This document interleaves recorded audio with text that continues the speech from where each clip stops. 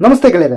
ಹಾಲಿ champion Kolkata night Riders ತಂಡ ಅತ್ಯಂತ shocking ನಿರ್ಧಾರವನ್ನು ಕೈಗೊಂಡಿದೆ. ಘಟಾನುಘಟಿ ಆಟಗಾರರನ್ನೇ ಕೈಬಿಟ್ಟಿರುವ ಶಾರುಖ್ ಫ್ರಾಂಚೈಸಿ ತಂಡವನ್ನು ಚಾಂಪಿಯನ್ ಮಾಡಿದ ನಾಯಕ ಶ್ರೇಯಸ್ ಅಯ್ಯರನ್ನು ಕೂಡ ತಂಡದಿಂದ ಕೈಬಿಟ್ಟಿದೆ. ತಂಡವನ್ನು ಚಾಂಪಿಯನ್ ಮಾಡಿದ ನಾಯಕನನ್ನೇ ಕೈಬಿಟ್ಟ ಕೋಲ್ಕತ್ತಾ ನೈಟ್ ರೈಡರ್ಸ್ ತಂಡ ಒಟ್ಟು 6 ಆಟಗಾರರನ್ನು ಉಳಿಸಿ. ಆ 6 ಆಟಗಾರರು ಯಾರು ಅಂತ ನೋಡೋಣ ಬನ್ನಿ.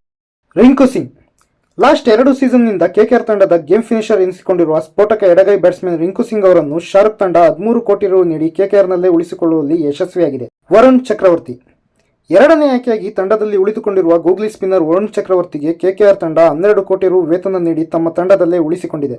ಸುನಿಲ್ ನರೇನ್ ಮೂರನೇ ಆಯ್ಕೆಯಾಗಿ ಕೆಕೆಆರ್ ತಂಡದಲ್ಲಿ ಉಳಿಸಿಕೊಂಡಿರುವ ಆಲ್ರೌಂಡರ್ ಸುನಿಲ್ ನರೇನ್ಗಾಗಿ ಕೆಕೆಆರ್ ಫ್ರಾಂಚೈಸಿ 12 ಕೋಟಿ ರುಗಳನ್ನು ಖರ್ಚು ಮಾಡುತ್ತಿದೆ. ನರೇನ್ ತಮ್ಮ ಮ್ಯಾಜಿಕಲ್ ಸ್ಪಿನ್ ಬೌಲಿಂಗ್ ಜೊತೆಗೆ ಬ್ಯಾಟಿಂಗ್ನಲ್ಲೂ ತಂಡಕ್ಕೆ ನೆರವು ನೀಡಬಲ್ಲ ಆಟಗಾರರಾಗಿದ್ದಾರೆ. ಆಂಡ್ರೆ ರಸೆಲ್ ಕೆಕೆಆರ್ ತಂಡ 4ನೇ ಆಯ್ಕೆಯಾಗಿ ಮತ್ತೊಬ್ಬ ಕೆರೆಬಿಯನ್ ಬೌಲಿಂಗ್ ಆಲ್ರೌಂಡರ್ ಆಂಡ್ರೆ ರಸೆಲ್ಗೆ 12 ಕೋಟಿ ರು ನೀಡಿ ತಮ್ಮ ತಂಡದಲ್ಲೇ ಉಳಿಸಿಕೊಂಡಿದೆ. ಒಡಿಬಡಿ ಆಟಕ್ಕೆ ಹೆಸರುವಾಸಿಯಾಗಿರುವ ರಸೆಲ್ ಬೌಲಿಂಗ್ನಲ್ಲೂ ಕೂಡ ತಂಡಕ್ಕೆ ಕೊಡುಗೆ ನೀಡಬಲ್ಲ ಆಟಗಾರರಾಗಿದ್ದಾರೆ. ಹರ್ಷಿತ್ ರಾಣಾ ಕೆಕೆಆರ್ 5ನೇ ಆಯ್ಕೆಯಾಗಿ ಅನ್ಕ್ಯಾಪ್ಡ್ ಪ್ಲೇಯರ್ ಆದ ಹರ್ಷಿತ್ ರಾಣಾ ಅವರನ್ನು 4 ಕೋಟಿ ರುಗಳಿಗೆ ತಂಡದಲ್ಲೇ ಉಳಿಸಿಕೊಂಡಿದೆ. ರಾಣಾ ಮುಂಬರುವ ಆಸ್ಟ್ರೇಲಿಯಾ ಪ್ರವಾಸಕ್ಕೆ ಭಾರತ ತಂಡದಲ್ಲಿ ಈಗಾಗಲೇ ಆಯ್ಕೆಯಾಗಿದ್ದಾರೆ.